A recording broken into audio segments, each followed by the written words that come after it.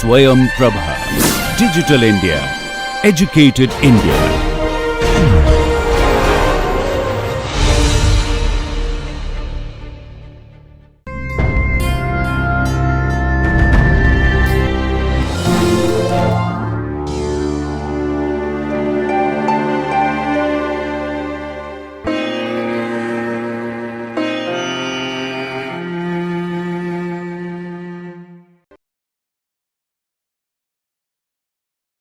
Hello and welcome back. So, in the last set of videos, we're going to look at the level sets based image segmentation algorithms. Specifically, we're going to look at something called the geodesic active contours, which is an improvement to the snakes model we saw earlier. And then we're also going to look at the Chan based segmentation, which is derived from the Mumford-Shaw function. Okay, so what is the problem with the snakes algorithms that we saw earlier? Is that self intersections will eventually happen. Also, when we initialize the contour, it doesn't automatically split into different parts if there are multiple objects in the image, right? So a priori, if you know, let's say if you have 5-6 objects in the image that you want to segment, then we need to initialize 5 or 6 independent contours. So automatically splitting and merging of contours doesn't happen. Okay, and in general, convergence to local minima will occur because of the gradient term.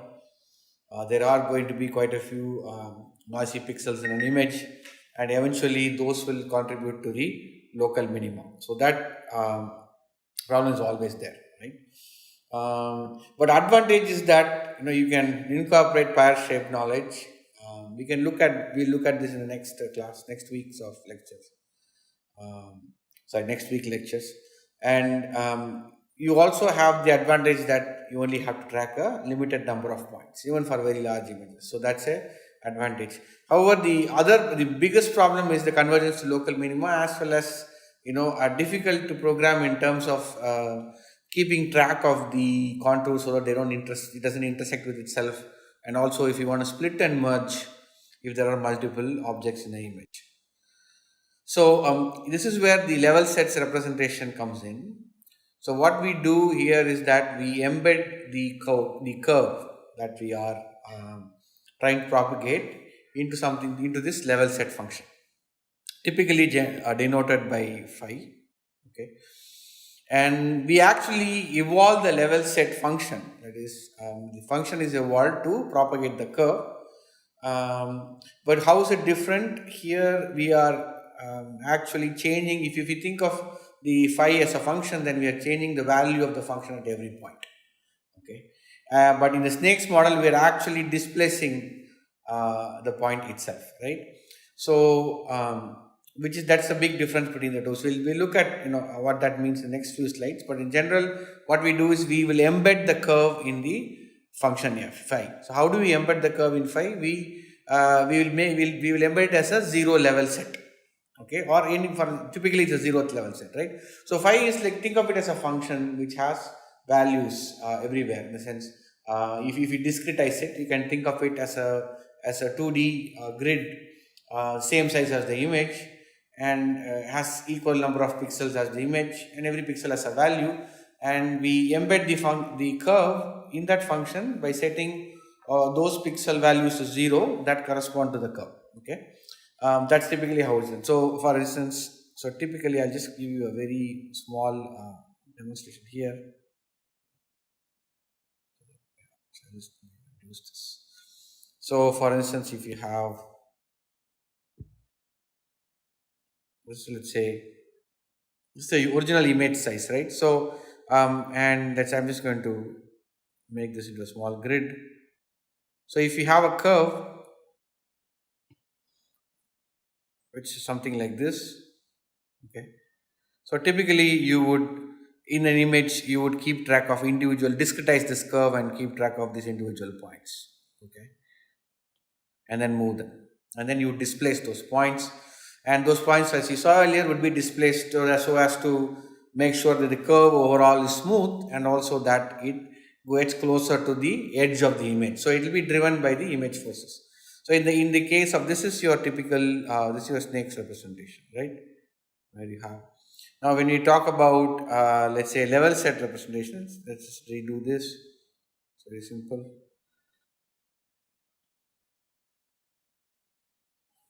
So what we would do is set to 0. So this values the, so this is the function phi of x, right? Actually phi of x comma y, but we'll just use phi of x as a vector. Okay, same thing.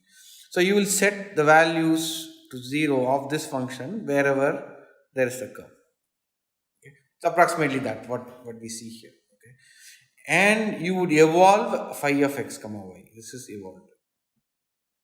So the value of this function will change. So then how we keep track of the curve is by figuring out where the function is 0, where phi of x comma y is 0, and then connecting those points will give you the curve in turn. So going from here to there, this formulation helps in many ways, and we'll see how that helps. Because all of the problems we saw earlier with snakes, that is the self-intersection, inability to split into multiple or merge, etc., those are easily solved in this context. Okay, so how do you represent the curve? So it's implicitly represented in the sense that you have to solve for phi of x equal to 0. That's what this means. Okay, so for every pixel in the image, we define the height function phi of x. So that's why the phi of x will be the same size as the image once we discretize this. Of course, here we're always talking in the continuous picture, but when you're in the real world, when you solve the problem, the image is discretized. So phi of x will also be discretized, and for every x, phi will take on a value. Discretized value of x, phi will take on a value, which we'll call the height function. Okay, it will take on positive or negative values with respect to the curve. And we can read out the curve by reading out the pixels where phi of x makes a translation in sign. So what this means is typically this is typically referred to as the sign distance function, but I'm going to show you a slightly easier version. So let's say I just have to draw a little bit more thicker grids so as to make this easier. Right. Okay. So if you think of it, so let's say the object. So everything inside you would put -1. I would say inside, outside. What I mean by that slightly, and everything outside, I'm putting a same value, but typically it depends on the distance from the curve. But you would do something like this.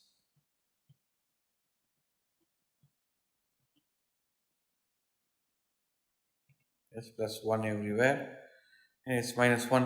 So your curve would be something of this sort, right? This would actually be your curve, because that's where the transitions happen, right?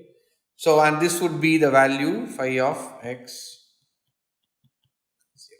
So this whole image or this grid is phi of x. Okay. So for every pixel in the image, you will define a position x, and that phi of x will have a value, and it will be positive or negative depending on whether it's inside or outside the curve. And this is usually referred to as the signed distance function. Okay. So how we do that is, if you define all the zeros, if you define this as this is your initial contour, let's say you initialize it, then you know all the pixels where phi of x equals 0, and then you calculate the distance or the distance of each one of the pixels outside and inside from this curve. Okay, and that will or the shortest distance from this curve, and that is usually the sign distance function. Okay, or it's abbreviated as SDF. So this is the typical representation. So I have given you a much simpler one wherein everything inside the curve is negative, outside the curve is positive, and the transition regions will tell you where actually the phi of x equal to 0 lies, and that will be the segmentation that you are seeking. Okay. So here, just to once again reiterate this point. So if you are doing the usual snakes algorithm, then you have the discretizations. I'll use a different color. So continuous curve, but you have a discretization of this curve, and you would move this curve towards the edges of the image, right? This is the edge. Let's say this is the object you're looking at. Okay. However, in the case of these level sets, the curve is represented as implicitly as phi of x equal to 0, right? All the points where phi of x equal to 0, you would connect them to get the curve. So in this diagram, so if you see, what you have done is, how do we extract the curve? Basically, here so you can think of this as x and y. It's in 2D. So, and this plane, this particular the circle here, this corresponds to phi of x equal to 0. So we just have to cut at that point to get the curve, and the shape is automatically represented, right? So phi is you think of phi as a height function, right? And when you all you have to do is figure out where phi equal to 0, and that will give you the shape of the curve at any time that you want. Okay, so we look at further. So for instance, like these are some of the ways of how you can get curves different, like for instance segmentations that contain multiple objects, etc. So for instance, this red is the phi. Okay, it's here, it's shown as a height function. Okay, and then this plane where you are cutting corresponds to phi equal to 0. So depending on where the plane cuts through, you can get different types of shapes. And in fact, if you have disjoint objects, those are also particularly correctly segmented, right? So just by tracking phi equal to 0, we can just we don't have to worry about self intersections, whether we can track multiple objects, etc. Okay. But remember that phi actually tracks the curve and not the image. Okay. So so you keep updating phi based on whatever formulation you have, variational formulation you have. But in the end, extracting the curve is just by figuring out where phi equal to 0. Okay. So then we don't have to keep track of individual points in the curve. We don't have to know beforehand the number of objects, etc. Okay. So that's the level set framework. But then there are some more calculations that you have to do. In a sense, some more derivations have to be done, because you are going from you're going from dx by dt, right? Dx by dt, dy by dt. Like you are calculating, you are tracking x and y points on the curve. Now you have to go to d phi by dt. You have to figure out how d phi by dt changes, so that then you keep updating phi, and then you just have to figure out where phi equal to 0. Okay, so this relationship is from here to there. What is the relationship? That's what we have to determine.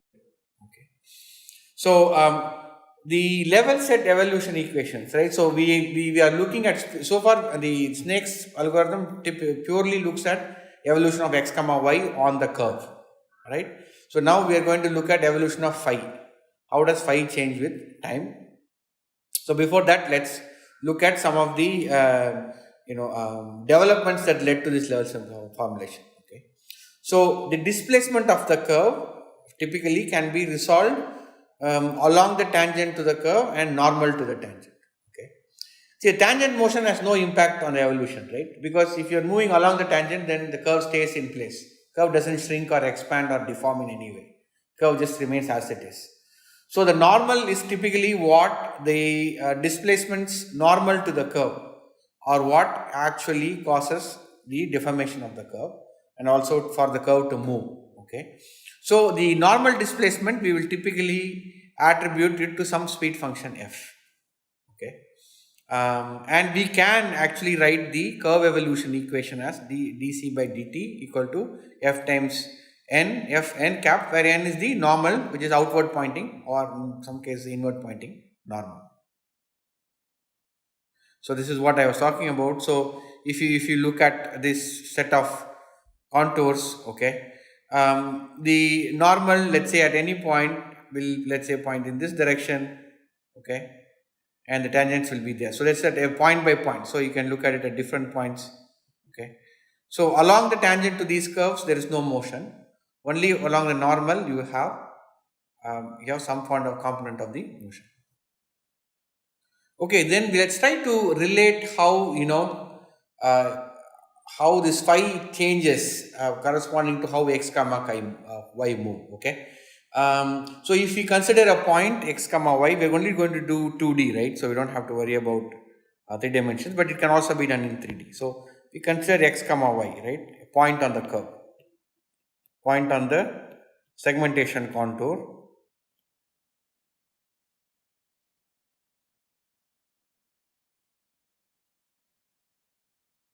Try to see how it evolves and related to how phi will evolve. Okay. Now we know that we have already stated that phi of x equal to 0 is what determines the contour. Correct. So wherever the segmentation contour is present, phi at that point, those points will be 0. So if x comma x of t, so we know that we evolve this in time. So x of t is position over time, right? This position over time. Here this means that we are evolving the contour under the influences of several forces. We saw that there is one due to the gradient, others due to the regularization terms. So this so phi of x equal to 0 is our segmentation contour. So that will directly translate to phi of, this is true, right? Because this is our segmentation. That's what we want. So this is the 0th level set, and it always gives us the contour. Okay, it doesn't matter what shape it is. We just want to make sure that when we extract phi equal to 0, it is the contour. Okay.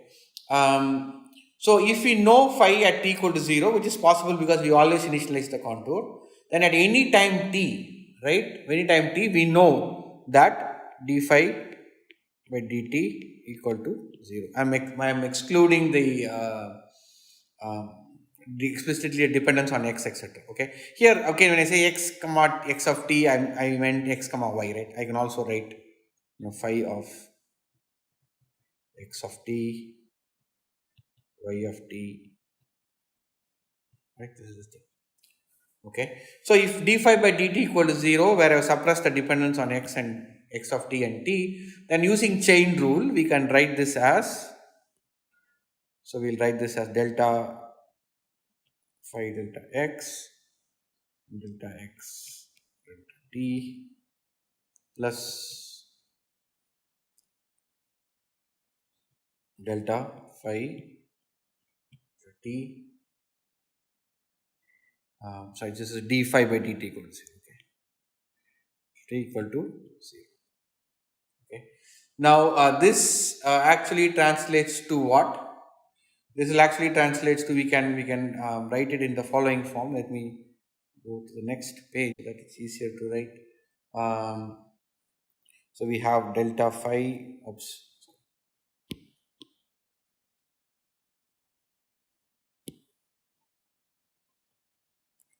by delta x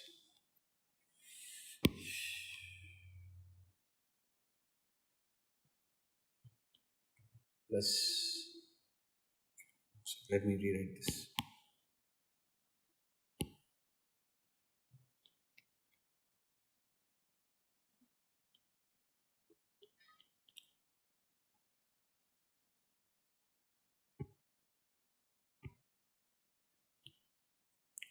T, just call this 5t, this is partial derivative with respect to t, that's equal to 0.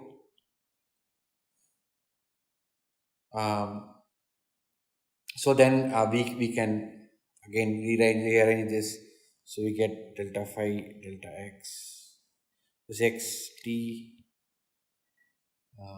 plus phi of t equal to 0. Okay, now this is nothing but gradient of phi.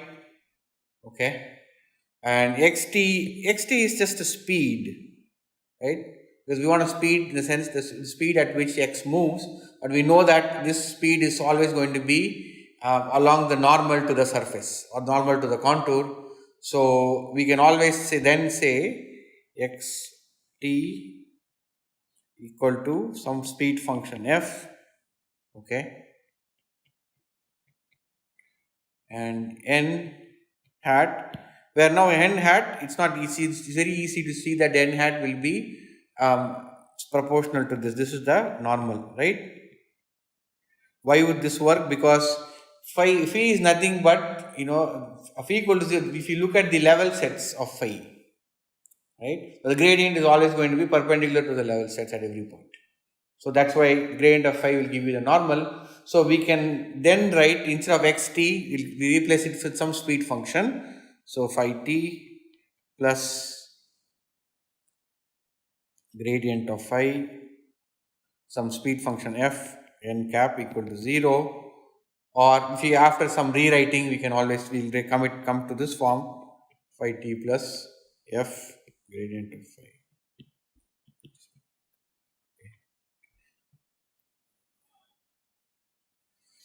So this actually gives the equation of motion of phi. Okay. Given that x has, so if x moves, what is the corresponding change in phi? This is what this represents at some level, because f here tells you the speed function which corresponds to x, where the motion of x and y points. Okay, so that's what this is the relationship. So we will use this. This is what is typically used to rewrite everything. So there are other quantities also involved. So we can define curvature. So curvature turns out called kappa is given by the following expression, phi xx minus 2 phi xy. Again, these represent partial derivative with respect to x and y, right?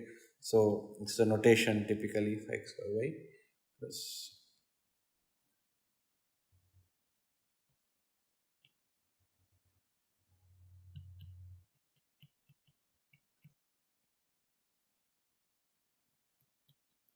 So, or you can also rewrite it as, del dot phi.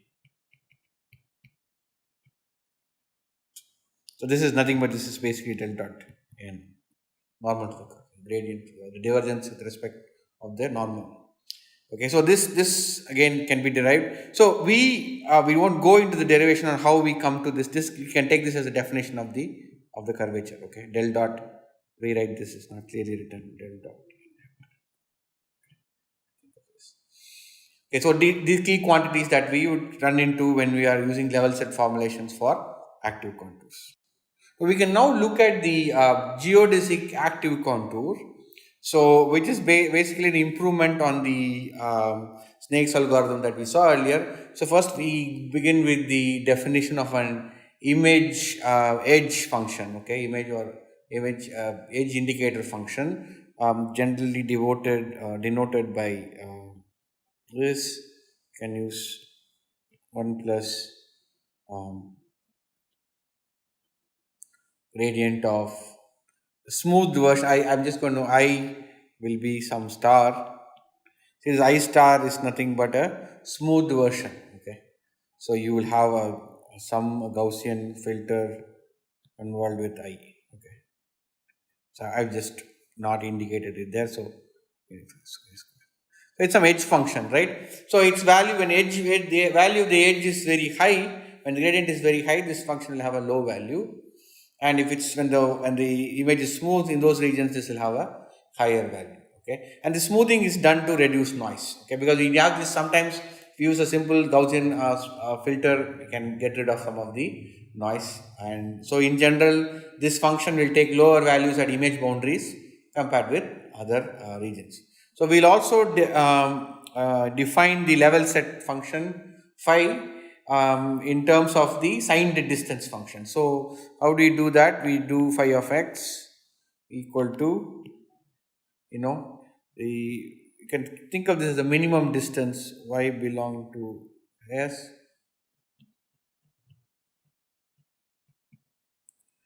Okay, so if it's inside, there's a negative sign. It's 0 if it's on the boundary.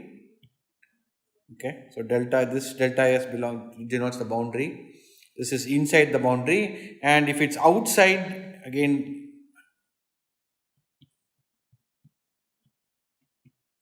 it's just a squared Euclidean distance you can think of, or the norm, two norm, right? Just the Euclidean distance. Typically, let's hold on 1 second. Not the squared Euclidean distance. I think I must have. That was a mistake. This is just a two norm. Right? So just a straight distance, correct? So now we have this x here x it belongs to s out, which means you are outside the boundary. Okay. So if you are, let's say, doing some organ segmentation, so everything inside the organ will get a negative sign, everything outside the organ will get a positive sign, and on the boundary of the organ you get 0. Okay. So and x, this denotes the Euclidean distance between x and y. Okay. So this is called the signed distance function. Okay. And what, like we mentioned, the idea is that phi of x equal to 0 will give you the segmentation contour. So we also want to look at the variational energy, right? Or the energy functional. What is the energy functional? So for this problem, the energy functional written in terms of phi. Okay. So typically we would have written E in terms of C, the contour, right? So now, because now we are embedding the contour in phi, we'll write it in terms of C. We'll write in terms of the um, um, phi itself as a function of phi. So we over the image.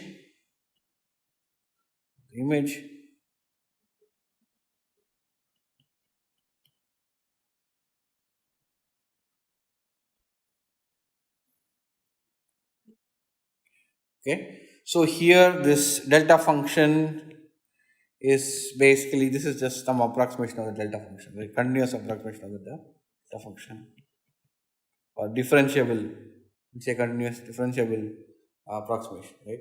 This is called a smoothed direct delta function, right? Again, gradient is the delta is the gradient operator.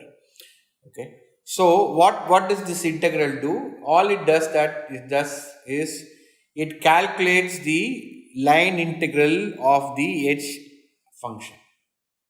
Okay. Calculates the line integral of the edge integrated function along the 0th level set of phi. Okay. So this is so this basically in this, they used to call it the geodesic active contour, because from the geometric perspective, what the energy functional does is to find a minimum length curve. It's called a geodesic curve of image in the image I. But then it's just not any distance; it is weighted by the gradient. You can think of it that way. Gradient weighted. So why does this work? Because let's say you have a curve which is on the edges of the gradient of the image, right? Let's say you have I'll just draw the usual box, and let's say you have an organ, right? Let's just use something. Let's say you have this organ. So if you draw a curve which sits right on this edge of this organ, let's say, okay. Now here the gradient will be very high. So if you calculate a gradient weighted distance, which is what this is doing, if you do a gradient weighted distance along the image edge, right, then that would correspond to a certain distance, which will be either maximum. You can treat it either maximum or minimum. Okay. Okay. So you want that, right? Because you want your curve to be on the edge of the object. So this is a kind of a metric which is derived from the gradient of the image. So it's also referred to as the geodesic active contour. It's some distance metric that you get based on the edges of the image. Okay. So if you write down the Euler-Lagrange equations for this particular functional, then we can write in terms of the level set formulation, right? So we can write this as delta phi over delta t is equal to, that we saw this gi, right? And then gradient of phi, there is a kappa plus gradient of g I dot with gradient of. So this kappa is nothing but called the curvature, and we can write it as the divergence of this particular case. Okay. So we have started off from the level set formulation to, of course, I haven't walked you through the actual derivation, but this is better off. There it is given in the publication. I'll put the reference out in the forums. So you can practice on that. There's also another way. I mean, you can work with the way work this the way the snake's derivation was done. You can work with the contour itself, write down the functional in terms of the contour, and then get the Euler-Lagrange equations, and from there, then you substitute embed the contour in level set function. You get the corresponding level set formulation. Okay, so this this is your geodesic active contour, and by doing solving for this phi or time till convergence, we can actually propagate the curve. So okay, so in this formalism, the advantage once again is that you have the level set, so you can have multiple objects that you can segment simultaneously. You don't have to keep track of individual points or worry about self intersections, etc. All of them are taken into account. Okay, so but still, the point is that it still depends on the gradient. Okay, still depends on the gradient. There is some curvature dependent terms that gives it some speed, there's the smoothness aspect, etc. But still depends on the gradient for propagation. Correct? Not the gradient of phi, but I'm more talking about the g, the term g. This actually is a function of the gradient, right? So we of the gradient of the image. So still it has problems with local minima, etc. Because if you have a particularly noisy image, even if you smooth it, that is going to be a issue. So just in case you were wondering, why would we do this? I mean, you still have the same issues cropping up again and again, the local minima problem. See, in the context of let's say medical image segmentation, especially if you're going to have some user sitting there and doing it, this is a better way of doing image segmentation rather than drawing by hand. So so you can always um, initialize the contour close to the boundary. That can be, but it can be rough, and then this particular formalism can be used to converge to the boundary. So once there is a expert user involved, especially in the context of medical image segmentation, it's a very useful tool to have if it's been programmed properly. So the other technique, which is again widely used and very popular, is called the Chan-Weiss segmentation or active contours without edges. Now, its variational formulation is from something called the Mumford-Shaw model. So we will take a look at that also briefly.